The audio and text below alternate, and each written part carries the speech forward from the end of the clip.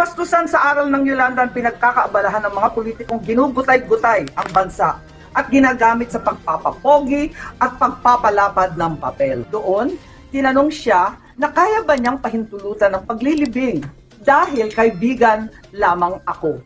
Ang sagot niya noon ay sagot ko ngayon. Hindi lang dahil kaibigan ko si PRRD. Kaibigan ko talaga siya. Higit lalo si Inday Sara. Mga kaibigan ko sa pagpapaunlad ng bayan, pagpapanatili ng kapayapaan at katahimikan at pakikipaglaban kontra sa puwersa ng kasamang naglalaganap na katiwalian, gutom at katraydoran. Yun, maganda po yung ulat na pinapasalamatan ng mamamayang Pilipino ang pagtindig ni Senator Amy Marcos para po sa maliwanag na kanyang pagsuporta kay former President Rodrigo Duterte. Tatlong bagay nakuha namin doon dito kaagad, Ma'am Lorraine. Number one, kinilala niya ang mabuting pamamahala ni Pangulong Duterte. Sabi niya, kasama namin siya at kinikilala namin ang kanyang pamumuno na labanan ang katiwalian, kasamaan at lahat ng mga puwersang naglilipol ng ating mamamayan at ng ating lipunan. Which includes, of course, the CPP, NPA, NDF, the drug lords, the drug syndicate, the criminal syndicate. Klaro yun. Kinilala yan ni Senator Amy Marcos. Number two, sabi niya, sino ba naman kami para hindi kilalanin ng mga Marcos ang aming pagpapasalamat para sa pagpapalibing ng aming ama kay Apo Lakay, Ferdinand Marcos Sr. sa libingan ng mga bayani because by operations of law and by the decision of a very strong presidential decision na ipinatupad ni Pangulong Duterte after more than 40 years na nagdidebate yan kung ililibing si Marcos o hindi sa libingan ng mga bayani na ipalibing sa libingan ng mga bayani. And kinilala niya ito. And I hope similarly, that kind of appreciation and gratitude ng pamilya na ito may be heard also someday from the current president. Mas maganda rin manggaling kay President Bongbong Marcos Jr. whom the President Rodrigo Duterte refers to na sabi niya, maayos naman ang kanyang pamamahala. Hindi siya tiwali at nakita natin na sincero siya na i-build ang ating bansa tuloy-tuloy. So coming from the former President Duterte, no point na i-disunite sila o pagbanggain sila ng sino mang mga ambitious politicians. At ang pangatlo po na nakita natin doon, sinabi niya, huwag gamitin ang pamumulitika sa isang araw na napaka-importanting gunitain natin ang kalunos-lunos na sinapit ng ating bansa at mga kababayan natin, the Yolanda Typhoon Tragedy, na nagwasak ng mahigit kumulang 8,000 buhay o mahigit pa at mga ari-arian na unparalleled na destruction ng isang natural calamity noong 2013. At kahapon po ay nag-timing doon sa araw na yon ang panawagan ng mga pagbabanggaan ng political maneuvers from the House of Representatives. So, tinukoy niya mismo ang ganitong kalagayan. And I think, Ma'am Lorraine, Ms. Ina, and Brother Franco, it is also proper para sa amin dito sa Laban Kasama ang Bayan na i-recognize ang ganong pagkilala ni Senator Amy Marcos kung bakit nagsasalita si former President Rodrigo Duterte, including ang kanyang pagsabi na Sara Duterte is a serious and sincere friend para sa akin. Personal friend at the same time kasama sa politika sa pamamahala ng ating bayan. You know, Eric, Franco and Ina, no, mga kababayan, pinapanood ko kasi yung clip ngayon. No? Parang, you know what President Duterte gave to the Marcos family? The dignity and the respect, no, na ang kanilang patriarch ay na talagang highly vilified and demonized by sila Franz Castro, ay binigyan niya ng dignified burial finally. No? So, yung nakakatawa dito, no, really what I find funny about all of this is how I remember, no, kasi at that time, ano pa ako agitated pa ako, radicalized pa ako noon. And I remember, itong sila Franz Castro, sila Arlene Brosas were the ones na gusto nila pahukay yung bangkay ng ni Ferdinand Marcos Sr.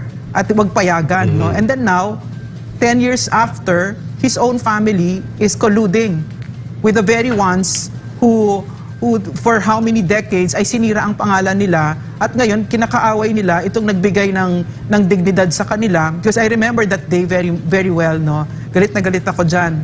I thought I was going to die. Kasi nga radicalized ako noon eh. But that was also the time that I woke up because I trusted President Duterte. No, and then I realized, oh, hindi naman pala ako namatay. Okay naman pala. And then that was the start, no? That was the start when I could start being a little bit more a little bit kinder to the Marcoses, the way I would look at them, na natanggal na yung puot sa puso ko. No, so I don't think that this is just a personal issue, just one experience, because I've spoken to a lot of my friends who are on the same path as I was, yung radicalized for how many decades because of the CPP, NPA, NDF. At dahil doon on that one act of giving dignity to Ferdinand Marcos Sr., President Duterte opened the eyes of so many Filipinos. Yeah, correct. Correct. Miss Ina, Brother Franco, Yes, your take on this statement of Senator Amy Marcos. Yeah, susugan ko lang yung kay Ma'am Noreen. Isa sa mga bagay talaga na binigyan linaw ang napakalabong history patungkol sa mga Marcos kung bakit tayo nagalit. Ako nalinawan ako nung kapanahon na din talaga ng ating nakaraang Pangulong Duterte. Yeah. Yung panlilin lang sa atin ng Communist Party of the Philippines ng Makabayan Bloc. Yung paglilin lang sa atin gamit ang mga media. Yan yung isa sa mga bagay na talaga naman ang mga tao, ang mga Pilipino nabubuhay sa kasinungalingan dahil sa ginawa ng CPP, NPA, NDF. Even before PRRD, ang tingin namin sa mga Marcoses is really Masamang mga pamilya, masamang tao, masamang pamilya. Especially yung ginawa sa Plaza Miranda, ang bomba, pumatay kay Ninoy. Yung martial law declaration. Yes, exactly. Yung mga yun, Eric, yun na nakatanim sa aming isipan dahil sa pag-i-infiltrate ng CPP, NPA, NDF. Ilang milyong Pilipino ang naloko ng CPP, NPA, NDF.